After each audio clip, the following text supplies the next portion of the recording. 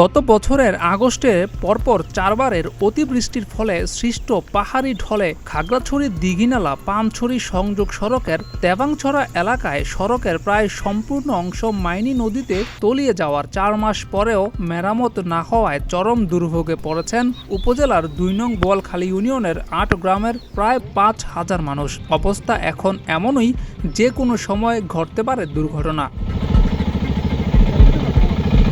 জানা যায়, খাগড়াছড়ির দিঘিনালা উপজেলা সদর হতে কামাকুচরা হয়ে মাইনী নদীর কুল ঘেঁষে দিঘিনালা পানছড়ি সংযোগ সড়কটি 22 কিলোমিটার দীর্ঘ। তার মধ্যে 8.5 কিলোমিটার কার্পেটিং, বাকিটাতে ইট বিছানো। সড়কটি দেখাশোনা এবং রক্ষণাবেক্ষণের দায়িত্বে আছে এলজিইডি।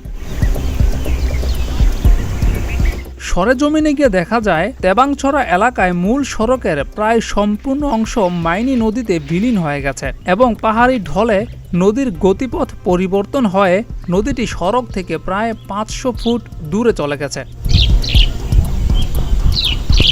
উপজেলার 2 নং বোয়ালখালী ইউনিয়নের 8টি গ্রামের বেশিরভাগ মানুষ কৃষি নির্ভর।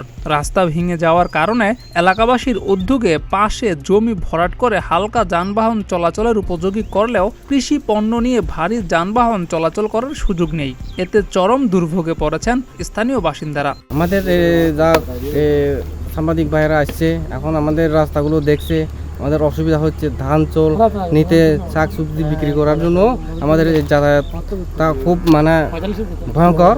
আমি সরকারের কাছ থেকে অনুমতি চাইছি যে যাতে এই কাজটা দ্রুত হোক। 500 মাস আগে আমাদের বন্যার কারণে যে রাস্তাটা ভেঙে গেছে, ভেঙে যাওয়ার পরেও কিন্তু সরকারের থেকে কোনো উদ্যোগ নেওয়া হয় না। আমাদের উৎপাদিত যে বিভিন্ন যে শাকসবজি আছে, তারপরে তো মালামাল যে আছে, ওইগুলো আমাদের বাজারে নিতে একটু কষ্ট হচ্ছে। বাজারে গেলে কষ্ট হয়, এই যে মাল টাল বাজারে নিয়ে গেলে একটু কষ্ট হয় রাস্তাটার জন্য। এই রাস্তাটা একটু যদি করা যেত অনেক ভালো হতো। ইউপি মেম্বার রিফিউজি চাকমা বলেছেন, এখন কৃষি পণ্যের বাজারজাত করার সময়। রাস্তা মেরামত না করায় আমাদের রোগীদের হাসপাতালে আনা নেওয়া করতেও অসুবিধা হচ্ছে। এই রাস্তাটা যদি মেরামত ঠিক মতো হলে আমাদের এখানে কমপক্ষে 9,000 মানুষ আসা যাওয়া করে।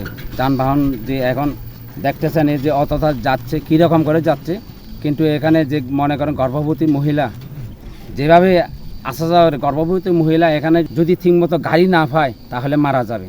যানবাহন করতে অনেক অসুবিধা। এ বিষয়ে স্থানীয় সরকার প্রকৌশল অধিদপ্তরের নির্বাহী প্রকৌশলী মোহাম্মদ ফজলুল হক বলেছেন, গত বছরের আগস্টে বন্যায় ক্ষতিগ্রস্ত রাস্তা মেরামতের জন্য ইতিমধ্যে লেআউট দেওয়া হয়েছে। এবছরের জুন মাসের মধ্যে কাজ শেষ হবে। বন্যায় যে সমস্ত রাস্তা ক্ষতিগ্রস্ত হয়েছিল সবগুলো রাস্তায় আমরা মোটামুটি কাজ শুরু করে দিছি। জুনের ভিতরে সবগুলো রাস্তায় যান চলাচলের উপযোগী হবে এবং সুন্দরভাবে এলাকার মানুষ চলাচল করতে পারবে। এর আগে গত বছরের আগস্ট মাসে কয়েক দফায় বন্যা হয়েছে। এতে উপজেলার মেরুং, কবাখালী এবং বোয়ালখালী ইউনিয়নের বিভিন্ন স্থানে সড়ক পানিতে তলিয়ে যাওয়ায় বন্ধ রয়েছে যাতায়াত ব্যবস্থা। বেশিরভাগ সড়কের কার্পেটিং ভেঙে কৃষি জমিতে চলে গেছে। মূল সড়কটিতে বড় বড় গর্তের সৃষ্টি হয়েছে। জিয়াউর রহমান, প্রতিদিনের বাংলাদেশ।